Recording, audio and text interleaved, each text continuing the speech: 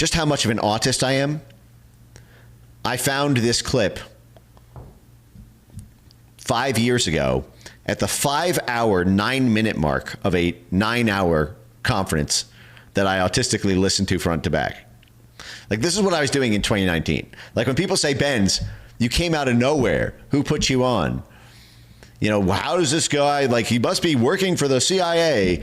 You know, like, how does he know all this stuff? And I've never heard of him before. It's because when you were never hearing of me, I was the watcher. I was the one spending morning, noon, and night, 24/7, doing the painful work of watching 9-hour, 7-minute videos. And by the way, this is day 2. I watched the first 9 hours of this in 2019, the day 1 part of this.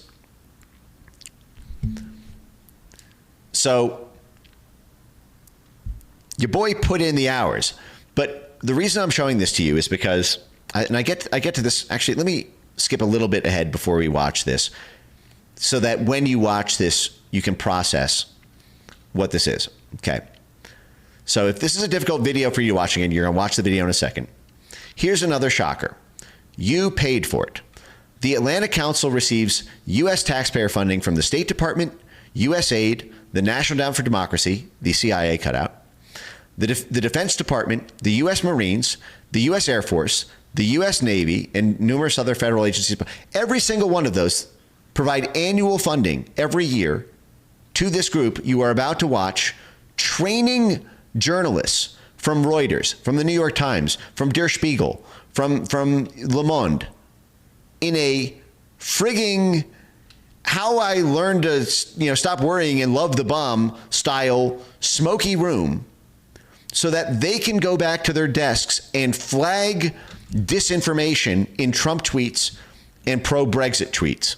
That means the same electorate who democratically elected Donald Trump as president in 2016 also paid a NATO think tank to train journalists to muzzle Trump's social media reach ahead of the 2020 election cycle. This is in 2019. This is 5 years ago. The Atlantic Council is known as NATO's think tank. I mean, just so you understand, it's literally NATO's civilian, clandestine, political action consensus building firm. This is what they're known for in Washington.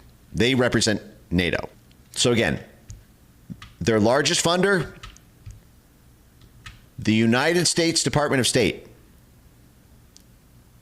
and then Defense Department, Department of Energy, because they're about control of energy geopolitics, USAID, National Endowment for Democracy, the CIA cutout, the Marines, the Air Force, the Navy, all in a single year.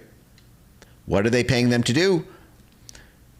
To influence and advance on the civilian side what the military, intelligence, and diplomacy sphere wants to be done at the geopolitical and military level. Okay? Now, another thing, I actually have a slide on this. Another thing to understand when you watch this, what we're about to watch, because we're going to be going deep on this. So I want you to don't look at this like these are just random people on a panel. Understand what this is, okay? The Atlantic Council has 7 CIA directors on its board. I don't know if you, maybe I can increase the zoom. Okay. A lot of people, and I say this all the time, but for people who are new here, I'm just going to sing the song again. A lot of people don't know that 7 former #1 chiefs of the Central Intelligence Agency are still alive, let alone all concentrated together on the board of a single institution promoting worldwide social media censorship of politicians like Donald Trump and Jair Bolsonaro and Modi in India and Marine Le Pen in France. Okay, so I literally autistically frigging screenshotted all of this so you can see it. By the way, it's all just on the board of directors page. But as you can see, Michael Hayden serves on the board of directors of the Atlantic Council. Michael Hayden, obviously a signatory, one of the 51 spies who lie. Michael Hayden was the former head of the CIA, the former head of the NSA, and a former 4-star general. Michael Morell Michael Morell was another one of the 51 spies who lied about Russian disinformation with the Hunter laptop. Michael Morell currently serves on the board of the Atlantic Council. David Petraeus, former CIA director, currently serves on the board of the Atlantic Council. James Woolsey serves on the board of directors of the Atlantic Council. Leon Panetta, CIA chief, serves on the board of the Atlantic Council. You guys remember the 16-minute clip that I posted from our stream last week on Leon Panetta? Leon Panetta, the guy who was the warm-up act at the final night of the DNC right before Kamala Harris took the stage. Leon Panetta was the former head of the CIA, the former head of the Pentagon, and the former White House chief of staff, the gatekeeper to everyone who meets or has access to the president, as well as William Webster and Robert Gates. So that's 7 CIA directors, all currently serving on the board of the entity. Oh, sorry, one sec. This is autoplaying. All currently serving on the board of the organization hosting and mind virusing all these. Do you guys see? I have to find a way to zoom this. Okay, I think this captures it. One sec. Do you guys see all these people? You see how there's a hashtag in the middle of the room, a social media hashtag. They're symbolically projecting the Atlantic Council has to control speech on social media. Social media is the problem because it's leading to the wrong people getting elected, and that's undermining the State Department's objectives and the Pentagon's objectives. And who they've gathered in the room are journalists from all over the world, from white shoe official media organizations, to train them in best practices on how to stop the flow of disinformation, i.e. anything that supports a populist candidate anywhere in the world. It's like a scene out of a twisted movie. Now, watch this again. 7 CIA directors, annual funding from all 4 branches of the U.S. military, plus the State Department. Now watch this, okay? And just to start, we're going to come in with one of the most iconic quotes from one of the most iconic lead singers of all time. Actually, I'm going to skip some of this ahead. I did clip this on a Rumble channel, but I don't want to do the ad, so I'm just going to... Them, because whatever. Distort. If you don't like the evidence... So he's going over the 4 Ds. And this is now like a framework, a formal framework that DARPA's counter disinformation stuff does. Ben Nimmo actually, I believe, is like actually a part of a formal DARPA counter misinformation program, along with Renee DiResta. And none of that stuff was publicly, none of that stuff they disclosed publicly, and it ended up coming out in things like the Twitter files and congressional subpoenas. So like literally, not only does he work for the military-funded Atlantic Council and the military-funded Graphica and started his career as a formal NATO propagandist at the NATO press office, but he came up with this framework, which is super useful to the censorship industry, and that they cite to this day in 2024. And it's called the 4 Ds of disinformation. Dismiss, distort, distract, dismay. So anything that... So disinformation is not just something factually wrong. Look how devious this is. He's saying to flag something as disinformation, it doesn't have to be factually wrong. If it simply dismisses something that is right, or if it's as a kernel of truth, but it sort of distorts the truth, or if it's factually true, but it distracts from a larger truth, or if it's true, but it causes dismay, then all of those things are flaggable terms of service violation content in the bucket of disinformation. So, and again, I'm playing this because understand that the biggest bucket in the misdis malinformation world is malinformation. Information that is technically true, but that undermines public faith and confidence in a government-backed initiative or a blob-backed initiative. Okay? Like, you guys probably saw this in the Twitter files when Renee DiResta sent in, or the Stanford Air Observatory sent emails to Yoel Roth saying, Moondance says say those again. You're going to see it in the clip, but it's dismiss, distort, distract, dismay, and he's going to have the journalists chant it back to him, and even train them. You're going to watch all this in a second, so just let me keep setting the stage. Understand that they are broadening the definition of disinformation to mean factually true information, which is now known as malinformation, that undermines a preferred blob narrative because its context undermines the narrative, even though its facts are true. And he is training all of these journalists to absorb this framework.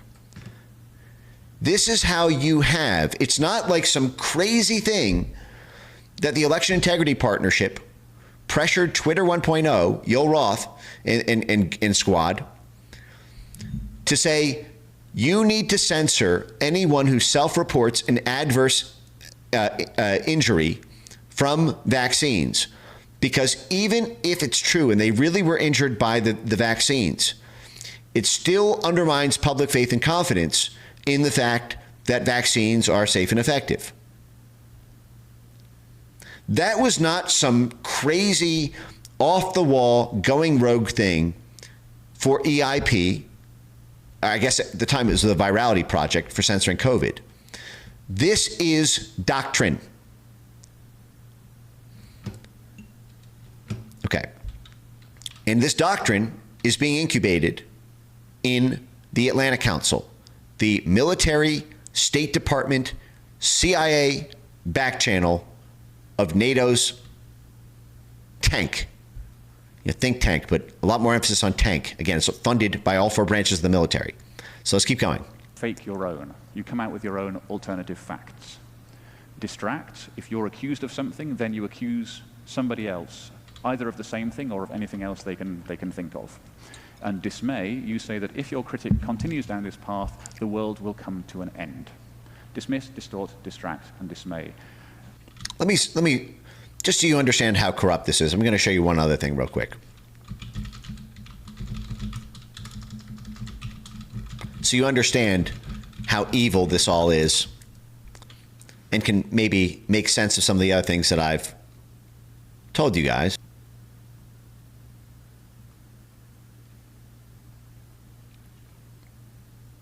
Donald Trump took the oath of office on January 20th, 2017.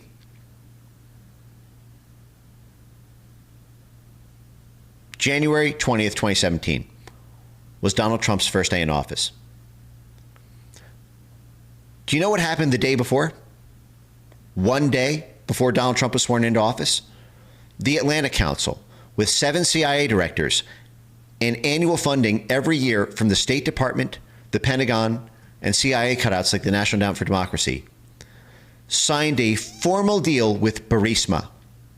Hunter Biden's Burisma signed a formal cooperation agreement with the Atlantic Council, this very entity that we are watching now to train how to kill on social media support for Donald Trump. The largest private gas producer in Ukraine forges a relationship with the new U.S. administration, the Atlantic Council of the United States, and Burisma Group.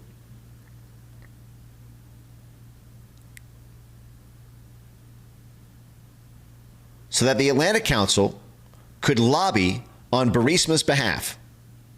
And NATO, the Pentagon, the State Department, the CIA could all, through the back channel of the Atlantic Council, promote the profit, development, and expansion of Burisma. And again, this is where I come back to Hunter Biden and all the CIA and statecraft things that he was involved in, including being on the board of the NDI, which we are going to meet because they play a major role in this Telegram story. Burisma was an instrument of statecraft for the U.S. State Department in order to bankrupt Russia by building up the endogenous gas supply in Ukraine whose rights were held by Burisma so that it could be an alternative gas supply to Europe instead of Gazprom, Russia's main financial artery. Gazprom had all the profits for European gas, and they won in order to kill the Russian economy, in order to bankrupt the Russian war machine. The Pentagon, the State Department, and the CIA embarked, starting in 2007, actually, if you want to know how far back this goes, but really ramping up in 2014 when the Crimea annexation happened and the Ukraine coup ended in disaster when the Donbass broke away. Burisma and Naftogaz, the state-owned, this is because Burisma is the private gas company in Ukraine, and Naftogaz is the public one, so it's the feeder for Burisma. To build up Burisma and Naftogaz and partner with them so that North American energy companies could take the market share and the hundreds of billions of dollars of profits that previously flowed to Russia. So it achieves two ends. It bankrupts Russia. It brings them to their knees. They can no longer support paramilitary proxies in the Congo or in Niger. They can no longer defend Assad in Syria. They can no longer defend themselves in eastern Ukraine or in Crimea or in Russia proper. And so we walk all over them, and the U.S. blob owns the entire world militarily because we killed Russian gas. And they waged the same thing on Rosneft, Russian oil. Okay? That is why the Atlantic Council partnered with Burisma. But understand, they inked that deal the day before Trump was elected. And Trump threatened to ruin all of it. A sensitive, in-process, semi-clandestine operation to control the entire economics of the energy industry, and Trump's professed idea of neutrality with Russia would destroy all of that. Because Russia at that time was militarily backstopping the breakaway Donbass, which held half of Burisma's gas rights holdings, and the other half was was offshore from Crimea. So all the investments everyone had made in Burisma, all the investments that everyone had made in Naftogaz. Now understand this, okay? Chevron, 10 billion.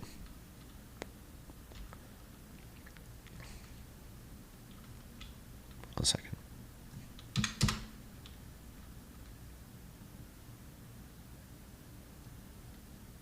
I want to show you guys the... Okay. This is my screenshot, but... Okay, so here you go. Chevron, this is from 2013, right before Chevron lost control of these investments. Okay? Because 2013, Chevron signs a $10 billion deal with Naftogaz, the feeder for Burisma, in 2013 for the rights in the Donbass in Crimea. So that investment went to zero when Russia took over that territory. So Chevron needed the Pentagon, the State Department, and the CIA to reconquer that territory to protect its $10 billion investment. Who else signed a deal with Naftogaz that went to zero? ExxonMobil. Who holds the processing rights? Halliburton. Dick Cheney's Halliburton. Dick Cheney was the chairman and CEO of Halliburton. Inks deal with Ukrainian firms to develop their fields. Okay? But this was all before it went tits up when the counter coup happened. The counter coup that Trump threatened to defund. Shell signed a $10 billion deal. The British gas giant. It was called Royal Dutch Shell, but now it's headquartered in London. So it's just Shell. Okay? Now understand a few other things. This picture of George Soros looking like he's going to make out with John McCain. Soros is a major investor in Halliburton. And Soros is also a major investor in the privatization effort of Naftogaz, so that it's not Ukraine making the money when they kill Russian gas. It's Soros portfolio companies, okay? It's the money. This is why their whole thing, GeorgeSoros.com, literally his own friggin' website, in addition to the Open Society playbooks and all the NGOs, the whole thing, and the IMF proposal that Viktor Yanukovych refused and what set off the Euromaidan coup. The centerpiece of it was breaking up the state-owned gas company and selling it off to North American and London-based energy companies. So that, because this is the grand Ukraine energy play, you get two birds with one stone. You can invoke national security and national interest by destroying a great power competitor and a national security threat in Russia, while making $1 trillion along the way, because not only are you destroying Russia and using the battering ram of the Pentagon, the CIA, and the State Department to do it, but now you own the market. So you make all the revenues that Russia used to make. So serendipitously, you get filthy rich by using U.S. taxpayer money to fight a foreign war and a foreign gas diplomacy operation that you happen to make all the money from once you now own the market because Russia doesn't. Okay?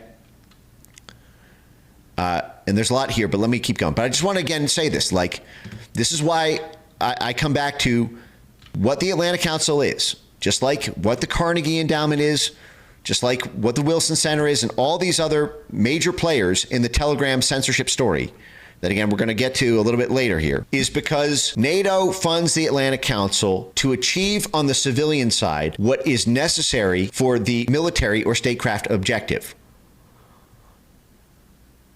The State Department and the Pentagon are opposing Russia, but they can't just march into Moscow out of a helicopter. So they have the civil society funded cutout take the actions in the civilian sector that promote NATO's military objectives through the Atlantic Council. Okay, you guys getting this? Let me know. Is this pace okay? Is this too many asides? I just feel like you need to understand. This is going to be really helpful when you see how shocking this clip is. But give me some feedback in the chat. I'm just going to take a second and just see what if this is all right. We're like, we haven't even started like we have not even penetrated the surface. You guys have no idea how deep this thing goes. Okay, now let's get back to it. So understand, 7 CIA directors on its board, funded by the Pentagon, the State Department, and CIA cutouts, literally as a formal agreement to lobby for Burisma, is even funded. Okay, all right, enough of that. And that is the organization. Oh, by the way, one thing that I pulled up here, because again, I screenshotted this. This is Victoria Nuland in December 2013, just 2 months before the CIA-backed rent-a-riot in the Maidan Square, that January 6th, that insurrected the democratically elected president of Ukraine, Viktor Yanukovych, out of power. Just 2 months before that, the U.S. Embassy, at an event, is the head of the U.S. This is the head of the U.S. Embassy. I guess technically she was the assistant secretary for European and Eurasian affairs, but she was that's the regional coordinator. Or was she the head of the embassy? And was it Jeff Pyatt was deputy assistant secretary? Or sorry, was assistant secretary? She is at a meeting. Now in this clip, Victoria Nuland brags on video that the State Department gave $5 billion to the Ukrainian civil society activists who would then be deployed as street muscle in the color revolution to overthrow the government just 3 months later. Because I think technically it was February 2014, so 3 months. No, 2 months. December, January, yeah, 2 months. So this is the head of the U.S. Embassy bragging about what a powerful capacity they have that they can activate on the ground in Ukraine, and what is right by, who is it sponsored by? Can you guys read this? You guys see this? Do I need to pull this up in a new image and zoom? As the U.S. Embassy is bragging about the $5 billion in political muscle they pumped into their proxy groups in Ukraine to overthrow the government, the event is sponsored by the very companies who had just signed $10 billion deals with Ukraine's gas giant, Chevron and ExxonMobil. Those are the U.S. companies, but Shell and the U.K. are part. Okay, so understand, the fucking oil and gas companies are sponsoring the State Department and its actions to overthrow Ukraine's government so that they control the profits, so that ExxonMobil and Chevron get all the money that Gazprom and Rosneft used to get. And Exxon and Chevron's minion, Victoria Nuland, activated the $5 billion funded Rent a Riot January 6th I'm out of office operation when 1.5 weeks after Viktor Yanukovych, the president of Ukraine, rejected the final offer of the State Department for a financial deal that would have required Naftogaz to be privatized. You getting the picture? This is why I always come back to the structure of the blob. We have that iron trifecta on the government level, which is, the technical operations and implemented, funded by $900 billion to the Pentagon, hundreds of billions to state and CIA and USAID combined. The inner guts of the blob on the government level are the State Department, the Pentagon, and the CIA, with USAID in the middle. And underneath that, you have the U.S. soft power swarm army of NGOs, activist groups, media institutions, nonprofits, and allied government-funded capacity-built assets. But on top of it is the corporate and financial sponsors of the government action. And they will be the donors to make sure that the appropriate personnel is slotted into the State Department to accomplish those goals. So on the one hand, the government is the bad actor here, because they're the ones who are funding and orchestrating the black ops to topple the government. But there's a level above them, which is how these people make their money, which are the corporations and the hedge funds and the private equity firms and the banks whose businesses and whose investments are dependent on government operations to secure their markets and to maximize the profits. So ExxonMobil and Chevron are sponsoring Victoria Nuland. Victoria Nuland is sponsoring a $5 billion rent-a-riot army in the streets of Ukraine. I mean, technically, ExxonMobil and Chevron are sponsoring Victoria Nuland. Victoria Nuland is sponsoring a swarm army of capacity-built civil society institutions. And that swarm army of capacity-built civil society institutions are then sponsoring the street muscle, the unions, the trade workers, the youth groups, the students, the activists, and the media institutions overthrowing the democratically elected government, okay? So understand the hierarchy and the power dynamics between all those different stakeholder groups in these operations, okay? Now let's get back to the Atlanta Council clip. Okay. Yeah, thank you, David. Let's get back to this now, okay? So again, this is the Atlanta Council, partner with Burisma, 7 CIA directors on its board, funded by the Pentagon, the CIA, and the State Department. This is a model that I derived from studying Russian information operations particularly, but we've seen so many different operators using it in so many different environments. So he's saying, I developed this initially stop the Russians, but we can actually use it to stop pro-Trump sentiment. This appears to be a fairly generic model of the way in which witnesses will get attacked. There are many other ones, and we're about to play with this whole concept. So Andy will talk you through some of the rules. Sure. So all of you should have some of these cards on the table. If you don't, look on another table and steal one that's not being used, because these are going to help get our attention.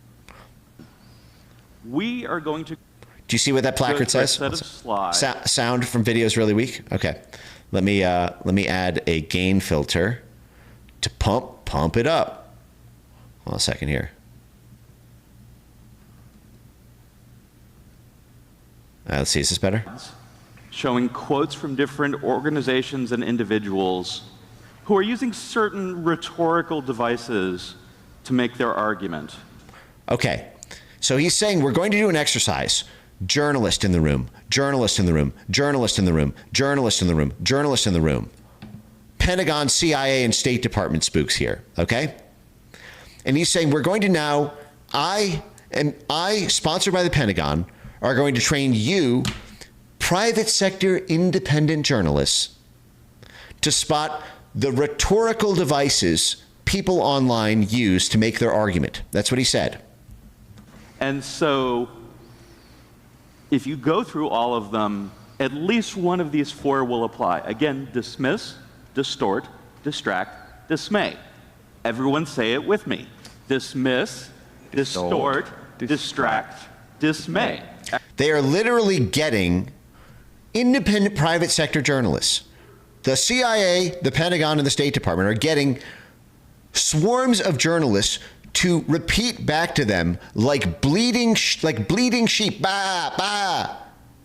Say it with me. Say it with me. Distract, distort, dismiss, dismay. Obedience school is exactly right. NATO obediently training journalists to bleat back to them the censorship framework. Excellent. I'm not going to ask you to do it backwards because that'll just mess all of you up. So we're going to go through each slide, and if you think you know which of the 4 Ds it is, we want you to hold up your card like this and get our attention. The 4 Ds of disinformation. You're welcome to scream, "I call bullshit," too, if you're comfortable, but it's not a requirement. Did you hear that? Other points. He said you are welcome to scream the word bullshit, but it's not required because the placards they have distributed to every single journalist. Look at there's like 200 journalists in this crowd surrounding an unholy hashtag at the center, and every single journalist has been given a placard that says the word bullshit on it. And NATO, the CIA, the Pentagon, and the State Department, the blob, is telling the journalists to take their state-issued bullshit sign and hold it up to the light on what you are about to see. There will be occasions where it's more than just one of these 4. There could be 2, 3, perhaps even all 4 could be at play. And of course, if you look at every use of rhetoric in politics and persuasion and propaganda. Use of rhetoric in politics and persuasion. Understand, we are way outside the jurisdiction of true or not. It's about stopping any kind of rhetorical ability to make your argument if it favors a populist political candidate. Again, this is the summer of 2019, a year and a half before the 2020 election. Just so you understand how it was possible, because the Atlanta Council was the very first partner for Facebook's disinformation team, okay? And they were the Atlanta Council was the formal partner of the Department of Homeland Security to censor the 2020 election and COVID. I mean, again, you guys have no idea how deep this goes, but let's just keep going. Today, there are going to be more techniques than these 4. And so we want you to put your thinking caps on. Ken. And while we'd love to hear... Put your thinking caps on and think creatively about how to censor the tweets you're about to see, citing any one of these 4 censorship rationales. If you can come up with relevant uses of the 4 Ds. If there are other rhetorical tricks and devices you think are going on a particular quote, we'd love to hear from you. So with that, let's play. Let's play the censorship game. How can you justify telling Facebook, telling Twitter, telling YouTube that the thing you saw online is disinformation and getting them to censor it? Let's play a training exercise for journalists by the fucking Pentagon. You guys ready for this? Do you guys think you're ready for this? Tell me in the chat what you think you're about to see. Just write in the chat a tweet that you think is like in the ballpark. I'm curious how good a sense you guys, just write a sample tweet you think that they are going to train journalists to censor. By the way, I see this user says tanks to tweets. Amazing, amazing, amazing handle. Because, I'm the one who broke the NATO tanks to tweets story, because I went through another 5-hour NATO video and then found the entire branding campaign around it. Yeah, America First, Stable Genius. Okay, here we go. Let's play. Witch hunt. The Pentagon, the State Department, and the CIA gathering journalists from around the world in a room, handing each one a state-issued placard that says bullshit, and imploring them to think creatively about ways to get the tweet censored, citing any 4 of these rationales. And the first tweet in the deck is from @RealDonaldTrump in January 2019, calling Russiagate a witch hunt.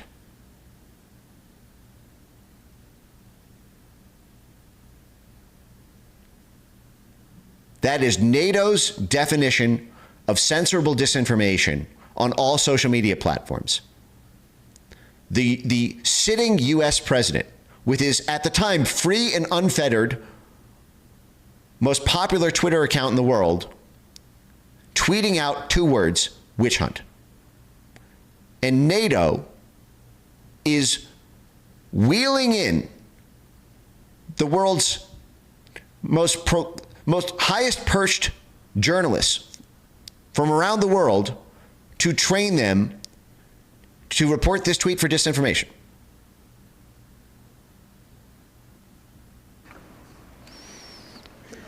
Keep them in the air if you think you know the answer. If you got to keep it in the air. Keep it in Keep the air. them in the air. Keep your bullshit placard cards in the air. So we can go Okay, yes. Yep.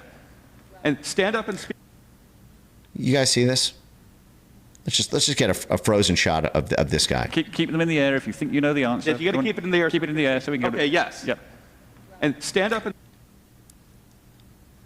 Look at the journalist like a good little dog holding up his NATO-issued bullshit placard to the sitting United States president, the United States president who funded the Atlanta Council. And again, you can imagine how screaming mad I was in the White House in 2020 about this, because I showed this video to everyone. I had a whole friggin' Encyclopedia Britannica of video archives of all this.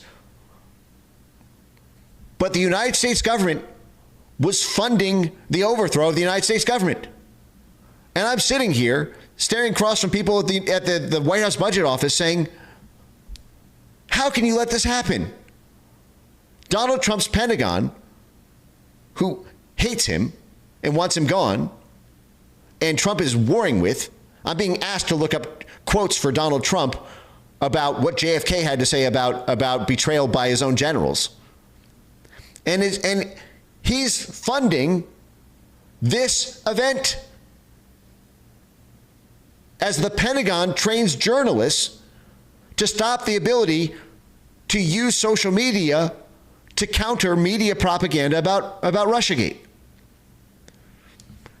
So here, good little dog journalist gets his little NATO doggy treat.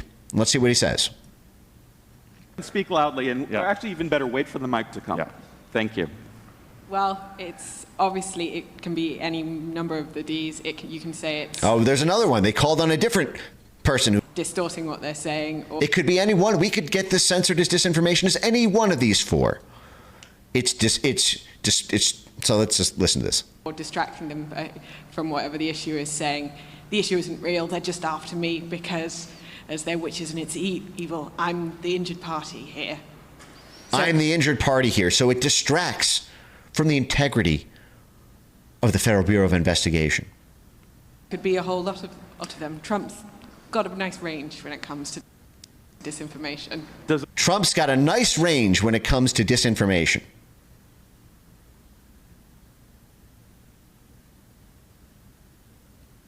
Does anyone have a number one pick that they would like to mention related to this one? They said dismissed. Yes, dismissed. Yeah. Dismissed? Dismissed. Yeah. Other voices? How many of you think dismissed? Raise your card, please. Look at that. They get everyone to raise their placard in consensus agreement that Trump's tweet is disinformation.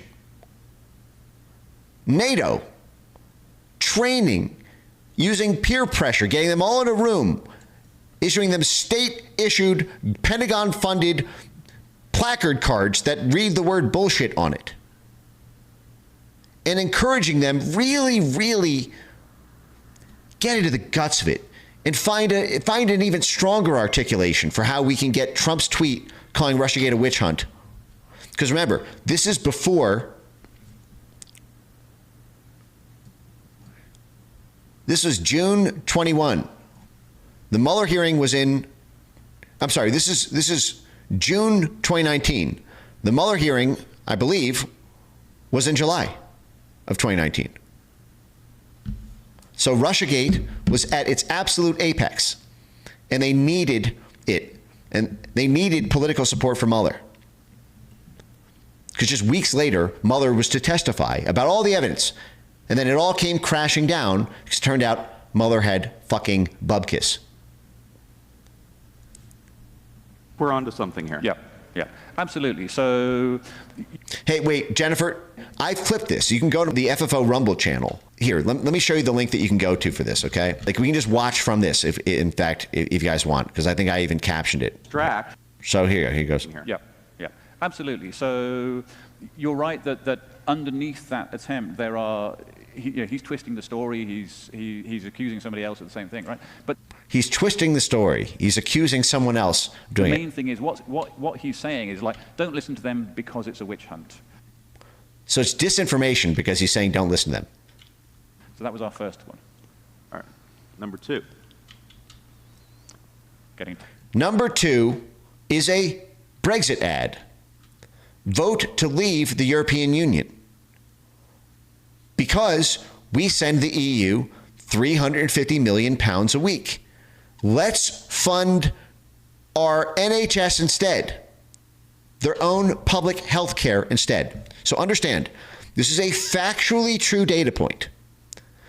The United Kingdom, as part of the European Union, was taking United British citizen taxpayer money and giving £350 million a week to the EU when they had an underfunded public health system through the NHS in crisis. They said, we want to make Britain great again. We want affordable health care. Instead of paying the EU, let's leave the EU so that we don't die from a 18-month waiting list from our underfunded NHS. But NATO badly wanted to stop the United Kingdom from leaving the EU. The State Department badly wanted to stop the United Kingdom from leaving the EU. And then even post-Brexit's formal passing, to shape the nature of the Brexit so that it was effectively blunted, because that's what ended up happening. They basically are still in the EU economically, just not formally, because they were able to destroy the Brexit Party and Nigel Farage's movement and co-opt it, and the whole Liz Truss disaster. But this is a factual data point. There's nothing mis or disinformation about this. But But according to the State Department definition, this is malinformation because even though it's a factually true statement, it still undermines public faith and confidence in the narrative that Brexit is bad for the British people. So understand, the State Department wanted to stop Trump because of his neutrality with Eurasia diplomacy, stopping the Seize Eurasia Atlantis blob, and they wanted to stop Brexit.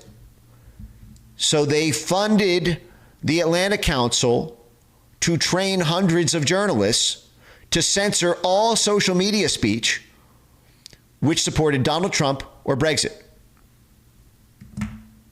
Oh, did I not post a link here?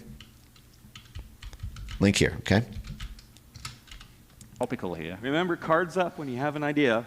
Remember, cards up. Hold up your state-issued bullshit placard.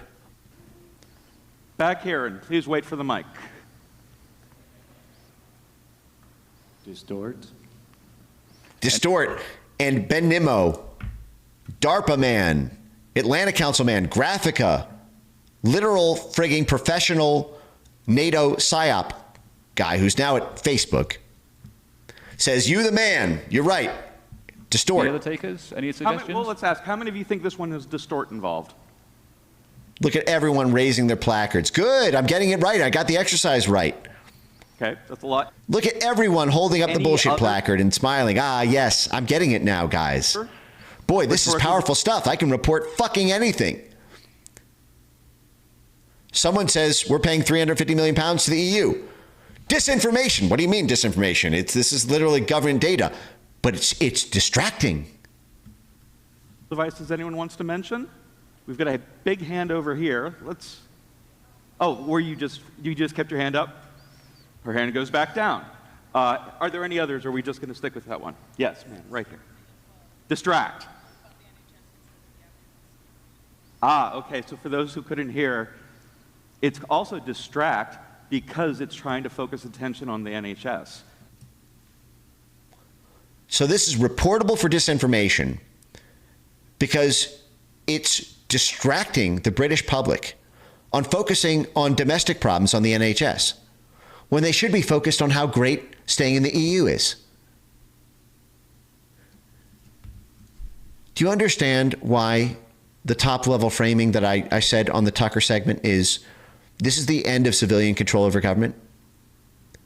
This is all four branches of the U.S. military paying its intermediary, the Atlantic Council, to kill the ability for civilians to vote against a policy opposed by the Pentagon and the State Department and the CIA, the blob. Rather than the vote itself. Rather than the vote itself. But you make the vote based on the information. I mean, it's pointless to argue against this because this is just a literal fucking astroturfed op. They don't give a flying fuck about the substance. They want it censored. That's why they're training them to do this. One more example over here, perhaps. And the microphone is right behind you, so hang on. Yeah, we've been having a side conversation over here about in-group, out-group dynamics. And a group I've been part of, we added a fifth D, which was divide. Because Divide. we kept seeing it so often. Yes. Very good. Very, very good. Nice. And this thing goes on and on and on. But let's get back to the story because let's get back now to Telegram.